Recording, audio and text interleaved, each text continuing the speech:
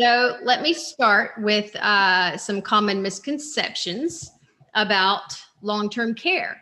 And I start here with the biggest misconception of all time when it comes to long-term care, I believe. And being in healthcare for as long as I have, this is huge. Medicare pays for long-term care. Yes, that's a misconception. Medicare does not pay for long-term care.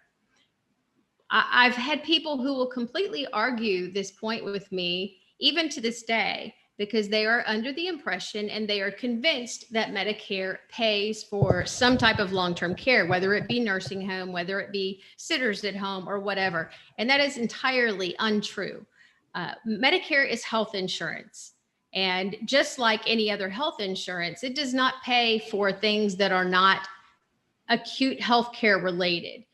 It would be similar to charging your uh, Aetna or your Cigna, trying to send them a bill for your babysitting when you have a 5-year-old at home. It's not going to do that. What Medicare pays for is healthcare. When we're talking about long-term care, we are talking about custodial care, chronic health conditions that require someone to be in someone else's custody for whatever reason, because they're not able to live on their own without some type of assistance.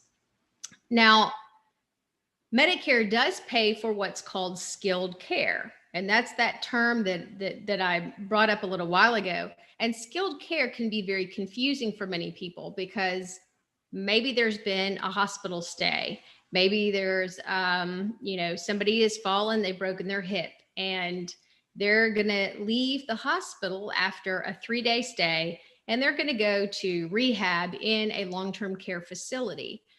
And they're going to stay in what's called a skilled bed. And Medicare does pay for that in that long-term care facility.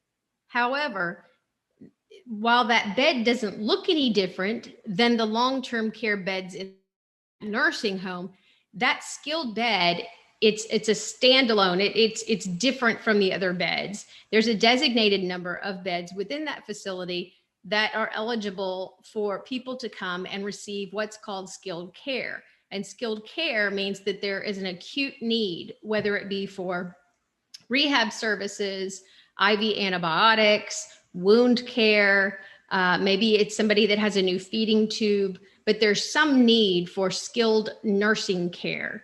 And there is a benefit with Medicare that there's up to 100 days eligible for skilled care. So while it isn't a long-term care facility, they're receiving skilled care. When that skilled care runs out, or they no longer are eligible and meet criteria for that skilled care, then they go back home. Or if they're not better, if they're not well enough to go home, maybe they move into a long-term care bed in that facility. However, Medicare stops paying after the skilled care ends. So Medicare does not cover the cost of any long-term care or custodial care. Skilled care is not the same as custodial care. That one thing right there takes up, I think I probably get more questions on that than anything, hands down, than any other business type or financial type related question of anything. That's the one. And if you don't understand that, we're going to talk about it a little bit more. So let me know if it's not clear to you. So another misconception is I can give away my property or move my assets to qualify for long-term care Medicaid when I'm ready to move to a nursing home. Well, it's not illegal to do that. You can move your property or assets anytime you want to. You make all those decisions on your own. However, keeping in mind that long-term care Medicaid, which is what will pay for nursing home care, it's run by your state. So in the state of Michigan, the guidelines are different than what it is in the state of Louisiana, or in the state of Tennessee, it's different than what it is in Michigan. Every state has their own guidelines for who meets criteria for long-term care Medicaid. However, I am just about willing to bet my life that every one of those states has what's called a look-back period. And in Louisiana, that look-back period is 5 years. So they will go back when you apply for long-term care Medicaid, they will go back for the past 5 years to see if you've made any big moves, big property, large assets.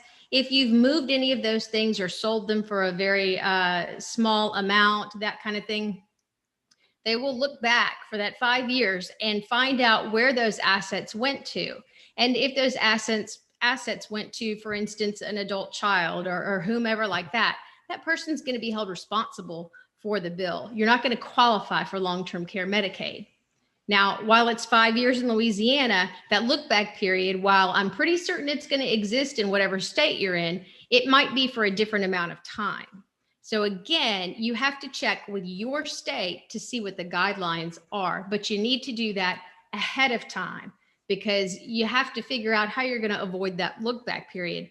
I will say that the best way to deal with that is to get an attorney that specializes in elder law and things like that. And this is exactly what they do, is they help you plan ahead for things like this to help you maintain your assets as best you can in the best way possible, in whatever's going to benefit you the most. So another misconception, if I go into a skilled nursing facility, or a SNF is what we like to call it, I will never return to my home. And we just mentioned that a little while ago. Some people will go to rehab or they'll go to the skilled care after a hospitalization. And many times, most times actually, they will go home from there.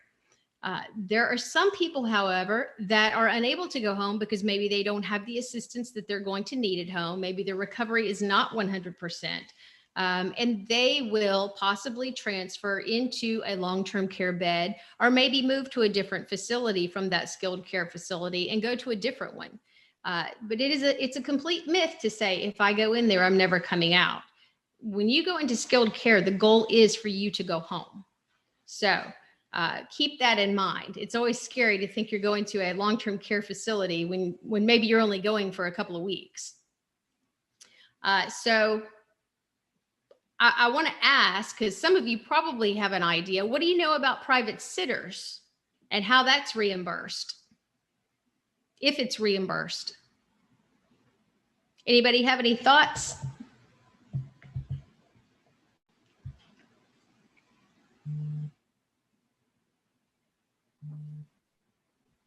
Hi, we have no idea. Okay. Private sitters are generally also private pay. I say that because a few people will have long-term